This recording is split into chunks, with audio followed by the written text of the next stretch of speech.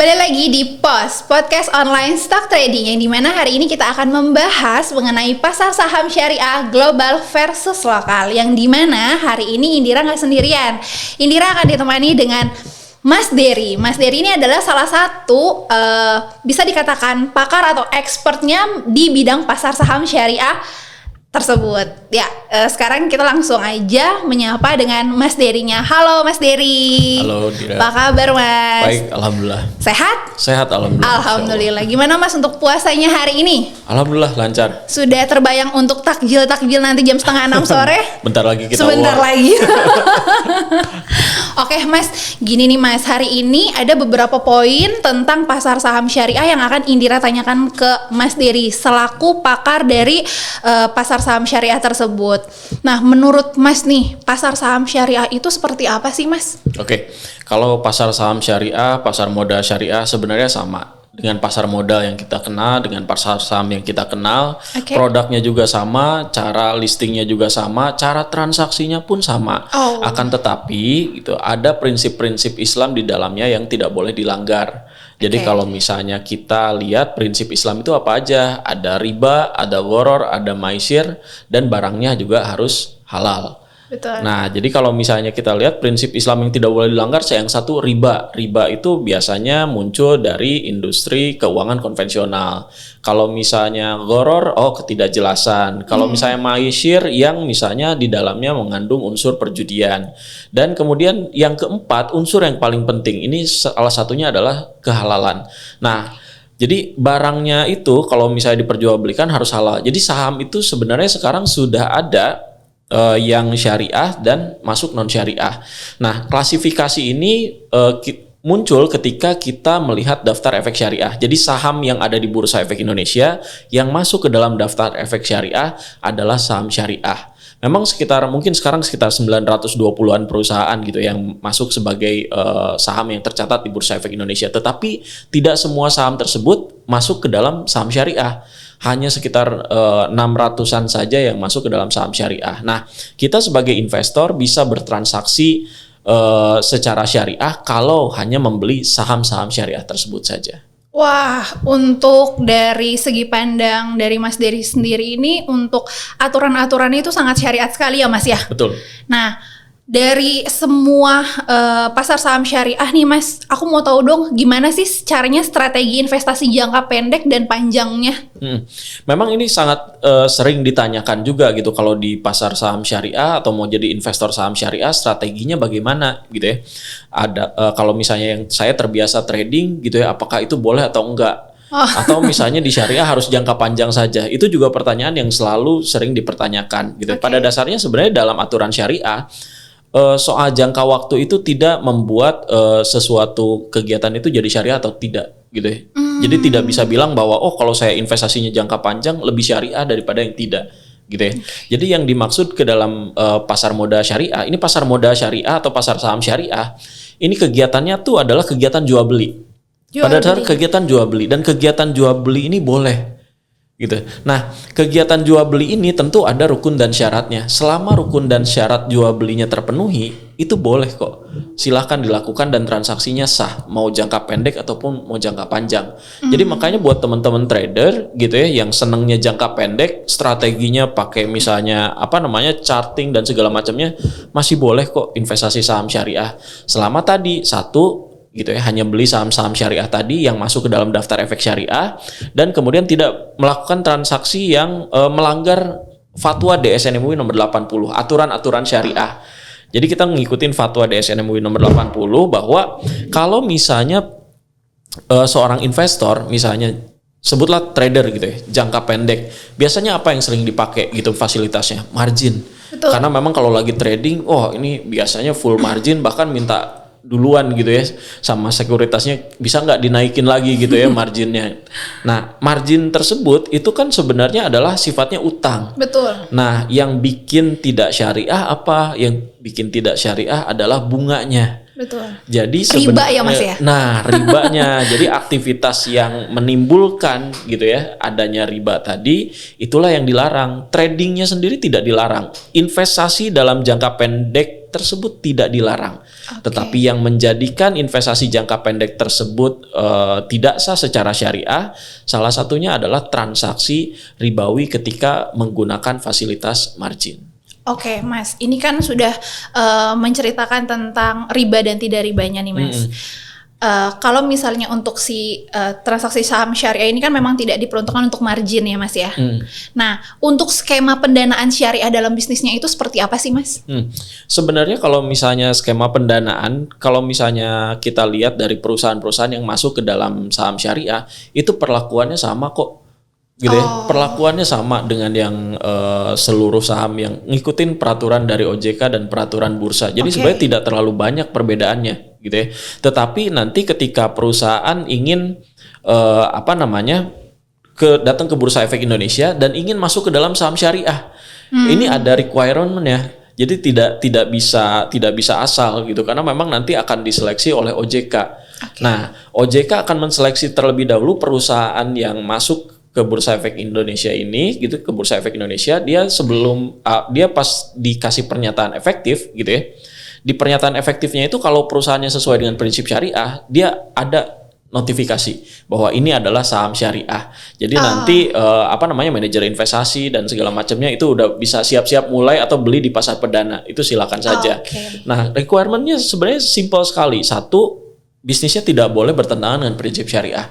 Jadi mau kegiatan apapun, mau mendanai apapun, selama bisnis yang didanainya itu tidak bertentangan dengan prinsip syariah, itu bisa. Gitu ya. Yang kedua adalah secara laporan keuangan. Gitu ya. Laporan keuangan harus memenuhi syarat POJK nomor 35. Di mana apa yang dilihat? Oh, ini utang berbasis ribanya. Jadi kalau perusahaan ternyata dia kan pendanaan tuh sumbernya banyak ya, macam-macam. Kalau dia dapat pendanaan dari bank atau misalnya dia udah pernah menerbitkan obligasi gitu ya.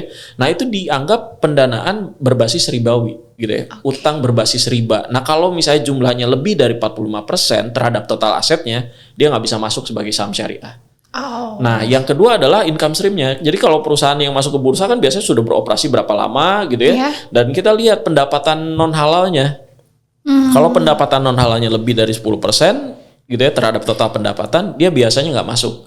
Sama ada beberapa industri yang biasanya nggak masuk gitu karena terkena skema di laporan keuangannya ini ditemukan bahwa ada lebih dari 10% dana non halal. Misalnya perusahaan ini holding, punya perusahaan misalnya BPR atau bank konvensional gitu. Dan ini ternyata memberikan kontribusi terhadap total pendapatannya di atas 10%, maka dia tidak bisa masuk ke dalam saham syariah.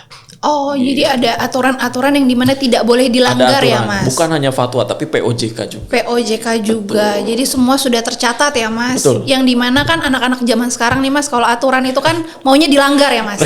Kalau masalah saham tidak boleh dilanggar. Nah, itulah makanya. Karena akan berhadapan dengan POJK ya, Mas ya? Betul sekali. Betul. Peraturannya memang sudah ada dan kita tahu kok orang-orang males untuk baca.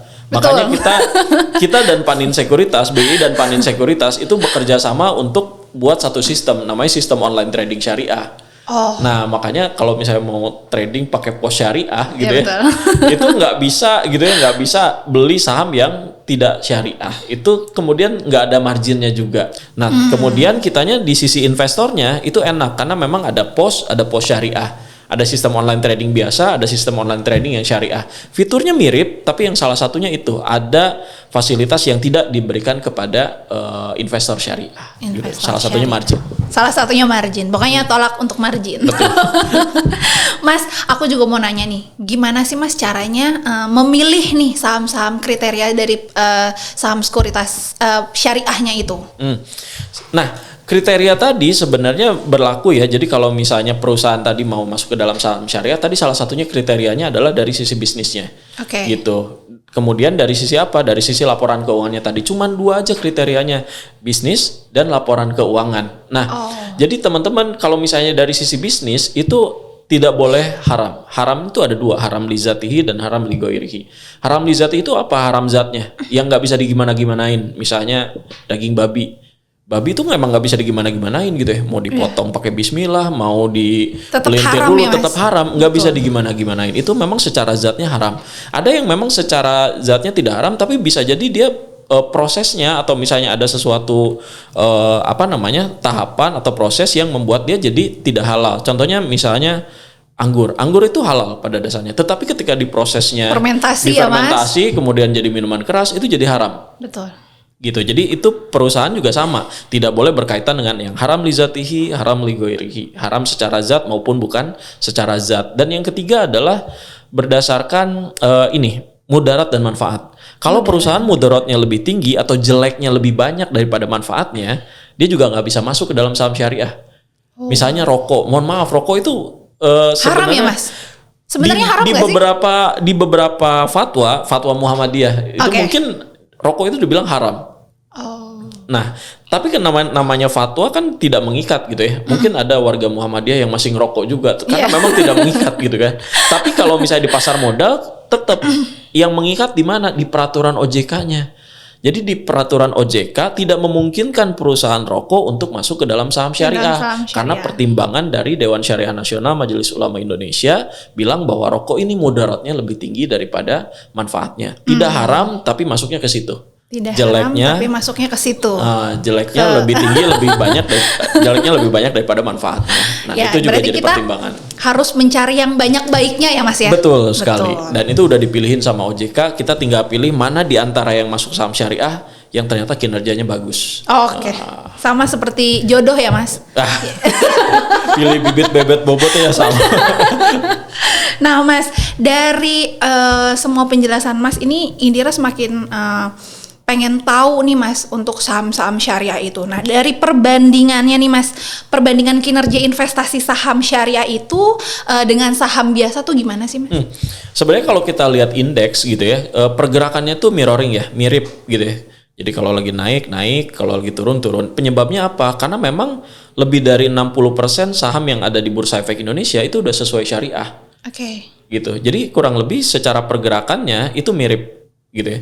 Tapi mirip di sini perbedaannya adalah ketika kondisi bearish. Contoh yang paling ekstrim bearish tuh kapan nih? Pas lagi COVID misalnya. Ya, gitu COVID ya. itu. Itu IHSG turunnya jauh lebih dalam drastis, daripada sampai longsor banget ya, Mas. daripada ISSI. Yes. Jadi sebenarnya kalau teman-teman yang nggak seneng roller coaster, senengnya yang naik aja pelan-pelan gitu ya. Kalau turun juga jangan terlalu dalam gitu ya. Itu biasanya cocok dengan saham-saham syariah karena memang secara kinerja ya kalau kondisi ya normal baik-baik aja gitu ya, itu mirroring. Tetapi ketika kondisi yang ekstrim atau ketika kondisinya bearishnya terlalu ekstrim, biasanya yang syariah ini jatuh tidak terlalu dalam.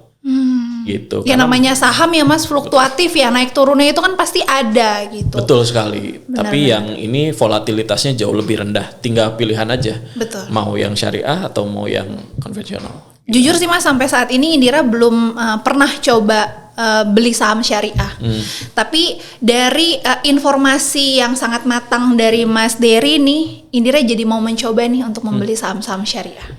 Beli saham syariah sebenarnya kemungkinan besar pernah. Karena hampir semua perusahaan yang ada di Bursa Efek Indonesia itu syariah.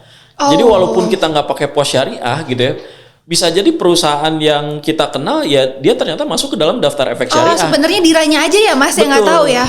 Mungkin suka atau tidak suka, sadar atau tidak sadar itu beli saham syariah loh. Gitu. Bedanya kalau pakai yang pos syariah itu sebenarnya dipaksa untuk beli hanya yang saham syariah saja.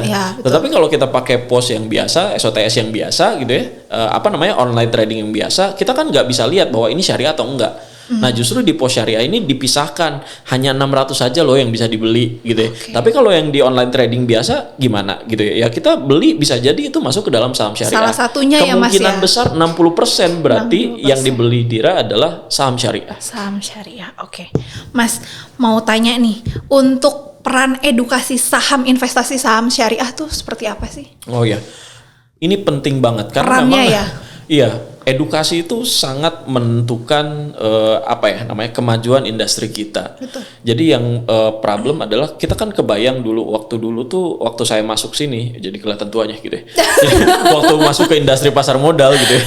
Jadi itu jumlah investor itu mungkin baru sekitar 200 ribuan. 200 ribuan. Kalau sekarang kan udah jutaan. Apa sih yang membedakan?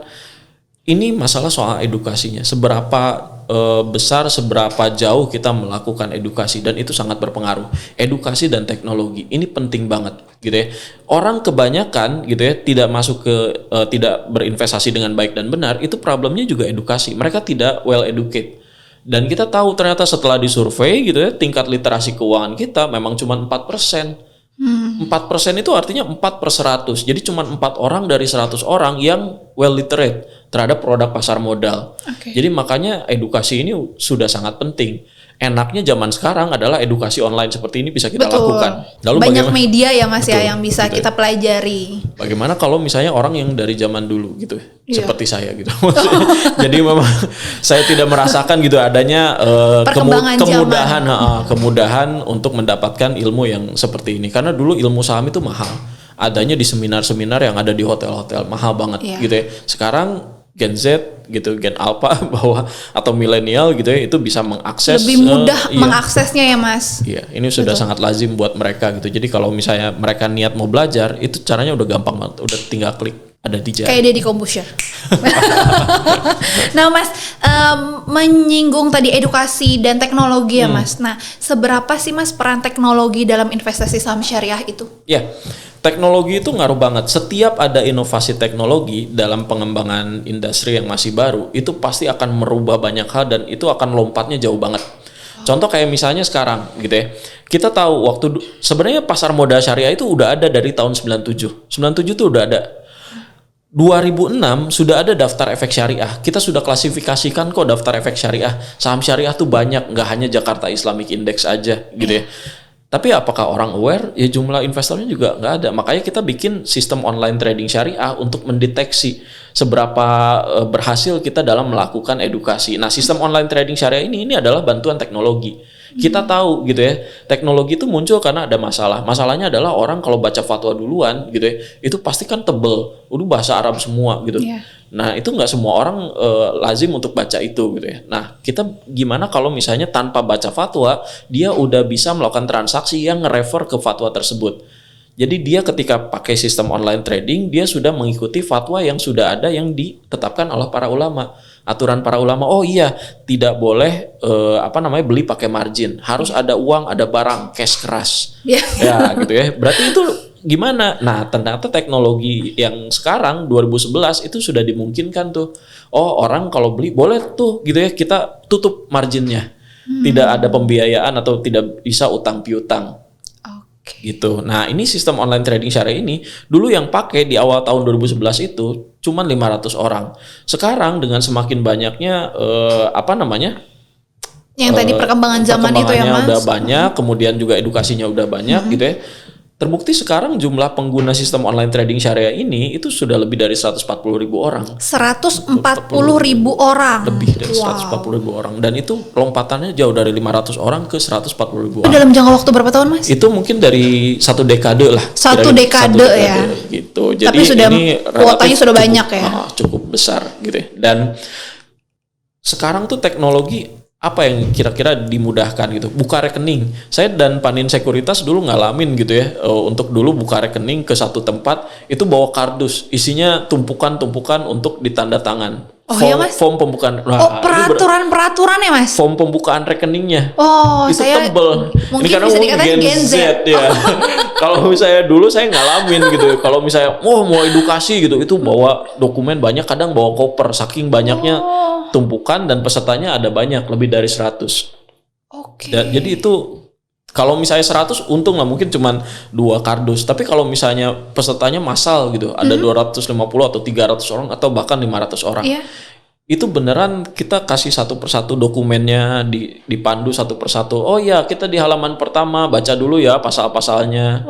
Tanda tangan. Kalau sekarang kan cuman foto, cekrek, masukin sekarang data. Aja tuh via online Mas. Online lagi, dimanapun dan kapanpun. Yang dimana peraturan itu sudah tertera di situ, yang cuma kita tinggal slide aja. Cuma di slide dan diklik accept, foto. Iya, kelar. Selesai. Kalau dulu enggak. Makanya kalau misalnya ngadainnya masih di Jabodetabek kan enak gitu ya, bawa koper gitu. Terus kalau misalnya ngadainnya di luar Jawa gimana? Kalau ngadainnya di Papua dulu gimana gitu ya?